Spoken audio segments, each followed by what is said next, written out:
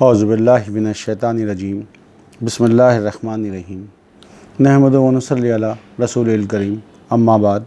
میں بھائیو آج ہم چند آیتیں دیکھیں گے۔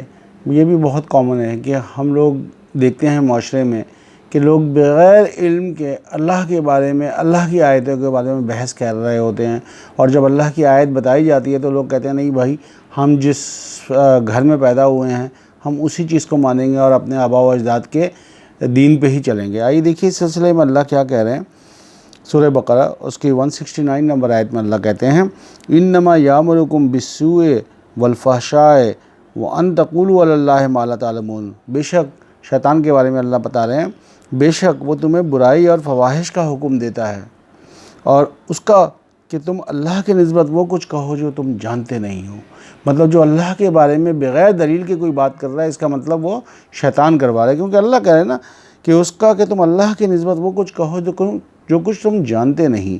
نیکسٹ آیت میں اللہ کہتے ہیں وَإِذَا قِيلَ لَهُمُ اتَّبِعُوا مَا أَنزَلَ اللَّهُ، اور جب ان سے کہا جاتا ہے کہ پیروی کرو اس کی جو تمہارے رب کی طرف سے نازل کی گئی ہے، تو کیا کہتے ہیں قَالُوا بَلْ نَتَّبِعُ مَا أَلْفَيْنَا إِلَيْهِ آبَاءَنَا، تو وہ کہتے ہیں کہ ہم تو اس کی پیروی کریں گے جس پر ہم نے اپنے آباء و اجداد یا باپ دادا کو پایا۔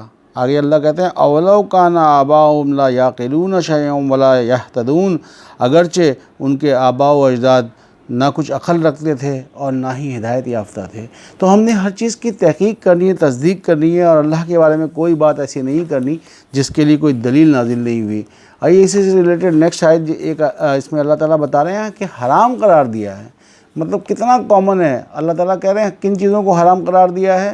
دیکھیے سورہ اعراف 7 اس کی 33، اس میں اللہ کہتے ہیں قل انما حرم ربی الفواحش ما ظہر منہا وما بطن، کہہ دے میرے رب نے حرام قرار دیا ہے کھلی فواحش کو اور چھپی ہوئی فواحش کو، منہا وما بطن والاسم والبغی بغیر حق، اور ناحق سرکشی کو اور گناہ کو، وَأَن تُشْرِكْ بِاللَّهِ، اور اللہ کے ساتھ کسی کو شریک ٹھہرانا، مَا لَمْ يُنَزِّلْ بِهِ سلطان، جس کے لیے کوئی دلیل نازل نہیں ہوئی، اور وَأَن تَقُولُوا عَلَى اللَّهِ مَا لَا تَعْلَمُونَ، اور اللہ کے بارے میں کوئی ایسی بات کرنا کہ جس کا تمہیں علم نہ ہو یا دلیل نازل نہ ہو، یہ سب اللہ تعالیٰ نے حرام قرار دے دیا۔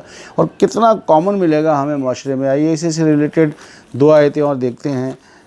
سورہ مومن 40 اس کی 35 نمبر آیت میں اللہ کہتے ہیں الذین یجادلون فی آیات اللہ، فی کا مطلب میں الذین یجادلون فی آیات اللہ بغیر سلطان آتاہم، لوگوں میں سے ایسے ہیں جو اللہ کی آیات میں بغیر کوئی دلیل آئے ہوئے ہی بحث کرنے لگتے ہیں۔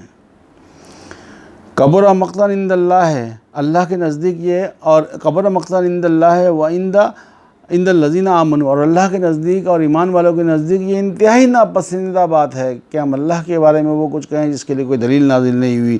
پھر اگر ہم ایسا کریں گے تو اللہ کہتے ہیں کذالک یطبع اللہ علی کل قلب متکبر جبار، اور اسی طرح ہر متکبر اور سرکش کے دل پر اللہ مہر لگا دیتا ہے۔ آئیے لاسٹ آیت دیکھتے ہیں 40 کی ہی 56، اس میں پھر اللہ تعالیٰ یہی کہتے ہیں الذین یجادلون فی آیات اللہ بغیر سلطان آتاہم، تحقیق وہ لوگ جو اللہ کی آیت میں اپنے پاس کوئی دلیل آئے بغیر ہی بحث کرنے لگتے ہیں، اور دلیل اللہ کہہ رہے ہیں قرآن میں نازل ہوتی ہے۔ الذین یجادلون فی آیات اللہ بغیر سلطان آتاہم، اور تحقیق وہ لوگ جو اللہ کی آیت میں اپنی پاس کوئی دلیل آئے بغیر ہی بحث کرنے لگتے ہیں، ان فی صدورہم الا کبر ما ہم ببالغیہ، اور ان کے سینوں میں تو بس برائی کے سوا اور کچھ نہیں۔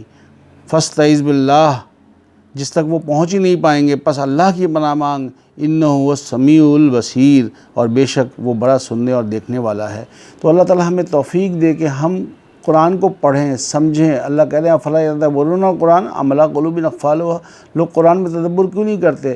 آپ دیکھیں کہ کوئی بھی آدمی کوئی ایسی چیز الٹی سیدھی چیز ڈالتا ہے یوٹیوب کے اوپر، سینکڑوں لوگ، ہزاروں لوگ، لاکھوں لوگ دیکھ رہے ہوتے ہیں، اللہ کی باتیں نہیں سنتے ہیں، حالانکہ کسی کو نہیں پتہ ہم میں سے کتنے دن ہمارے رہ گئے ہیں۔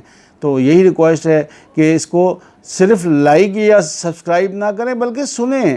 ہمارا بیسک پرپز ہی میرا یہی ہے کہ ہم اللہ کی آیت لوگوں تک پہنچائیں اور لوگ اس کو سنیں. کم سے کم یاد تو رہے گا. قیامت کے دن ہم یہ تو نہیں کہہ سکتے نا کہ اللہ تعالیٰ ہم نے سنا ہی نہیں تیری باتیں. اللہ ہمیں عمل کی توفیق عطا فرمائے اور زیادہ سے زیادہ اللہ کی آیتیں سننے کی توفیق دے تاکہ ہم عمل کریں. وآخر دعوانا ان الحمد للہ رب العالمین.